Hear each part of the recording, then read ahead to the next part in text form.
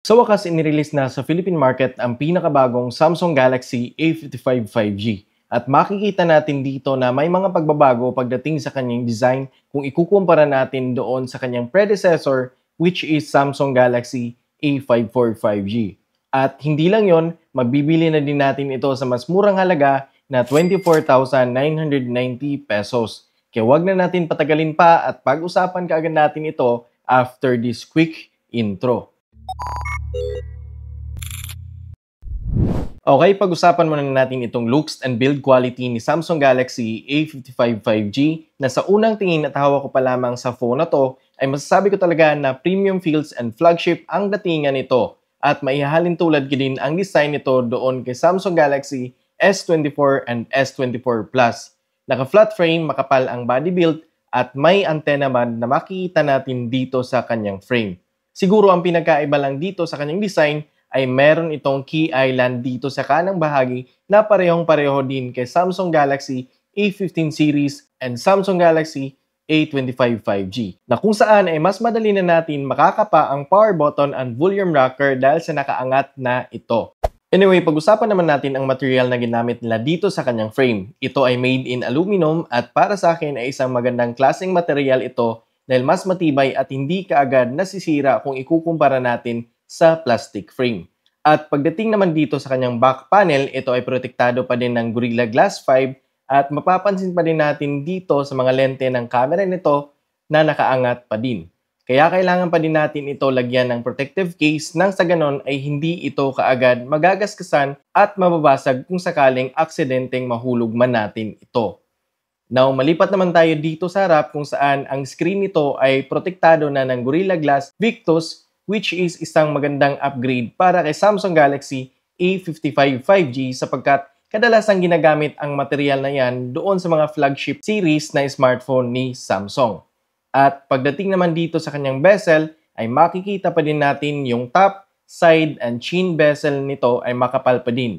And honestly, medyo hindi ko nagustuhan pagdating sa kapal ng bezel nito sa kadahilanan na 2024 na ngayon, makikita pa din natin na nandito pa din yung makapal na bezel sa mga mid-range price na smartphone ni Samsung.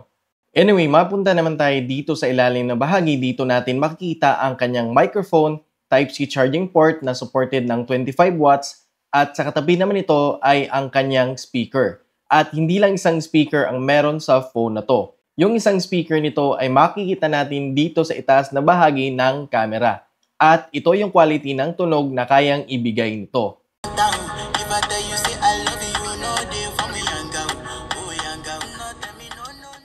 Now, dito naman sa kanan, dito natin makikita ang kanyang volume rocker and power button. At siya nga pala naka-under-display fingerprint scanner pa din ito. At napaka-responsive, isang lapat lang natin sa ating fingerprint ay nag-a-unlock kaagad ito.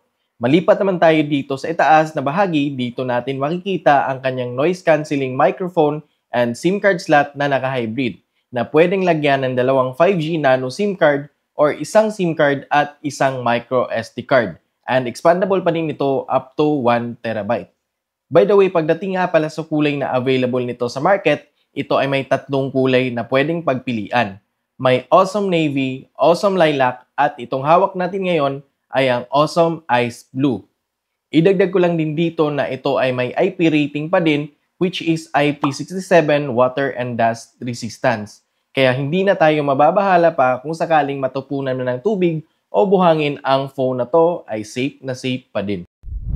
Moving on at mapunta naman tayo dito sa kanyang display kung saan ito ay naka 6.6 inch Super AMOLED display at may resolution na Full HD Plus 1080 by 2400 pixel at supported pa din ito ng HDR10 Plus at may 1000 nits peak of brightness pa din.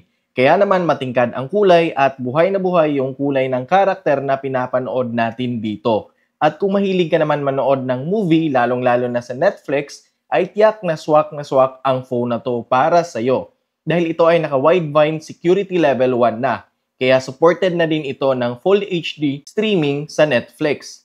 Now, kung sa browsing performance naman ang pag-uusapan natin dito kay Samsung Galaxy A55 5G, ito ay may 120Hz screen refresh rate, kaya damang-dama pa din natin dito ang smoothness sa browsing performance habang nagbe-browse tayo sa social media at pati na din sa paglalaro sa mga online game na supported ng high refresh rate. At kusang bumababa din ito down to 60Hz screen refresh rate kung walang motion dito sa screen.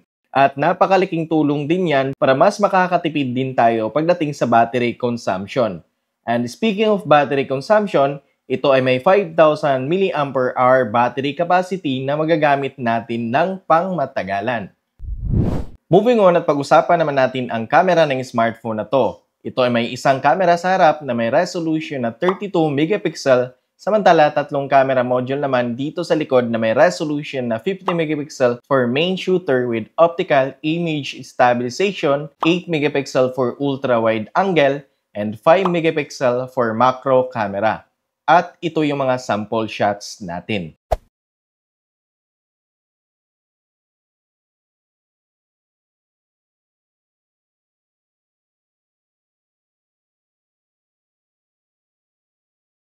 Now, pagdating naman sa video resolution nito ay kayang mag-record nito sa harap at likod ng camera ng 1080 at 60 frames per second up to 4K at 30 frames per second. At meron pa din itong VDIS or Video Stabilization upang mapapanatili natin na hindi maalog ang kuha natin na video. At ngayon, ang gamit natin dito na video resolution ay ang 1080 at 60 frames per second. At masasabi ko talaga na napaka-smooth nitong gamitin at parang gumagamit lang din tayo ng gimbal. As in, wala talagang alog na nangyayari dito kahit na naglalakad man tayo. Idagdag ko lang din dito na meron na itong dual recording video na pwede natin gamitin as vlogging camera sa tuwing ginagamit natin ito. At ang maximum resolution lang nito ay hanggang 1080 at 30 frames per second lamang. Moving on at pag-usapan naman natin ang performance ni Samsung Galaxy A55 5G. Ito ay may 8GB of RAM plus 256GB of memory at may UFS 3.1 storage. At pagdating naman dito sa kanyang processor, ito ay may panibagong chipset na 4nm Exynos 1480 at may latest One UI 6.1 based on Android 14 out of the box. And upgradable pa din ang operating system nito up to 4 times and 5 years naman para sa security update. Kaya naman sigurado tayo na magagamit natin ito ng pangmatagalan. At pagdating naman dito sa latest Antutu app ay nakakuha tayo ng 650,000 Antutu score. At para sa akin ay okay naman ang score na yan at halos ka-level din ang score na yan doon sa ibang mid-range brand competitor nito. At pagdating naman dito sa CPU throttling test ay decent naman ang naging result nito at kulay green lahat ang nakikita natin. At sinubukan din natin ito sa larong Mobile Legends and COD Mobile.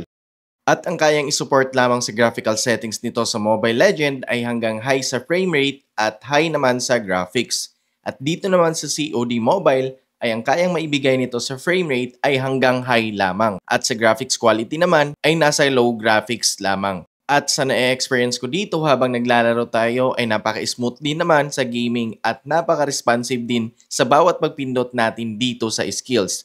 At kahit pa maraming animation at eksenang nagaganap dito sa ating paglalaro, ay so far wala naman akong na-experience dito na frame drop. At tungkol naman dito sa graphic settings ng smartphone na to, alam naman natin na mababa talaga ang kayang maibigay sa atin pagdating sa graphical settings sa kadahilanang bago pa naman inirelease ang chipset na to sa market at hindi pa ito optimized kung ikukumpara natin doon sa ibang chipset. Pero aasahan natin sa paglipas ng buwan ay maging optimized na at maibibigay na ng smartphone na to ang inaasam natin sa graphical settings para sa kinahihiligan natin na laro.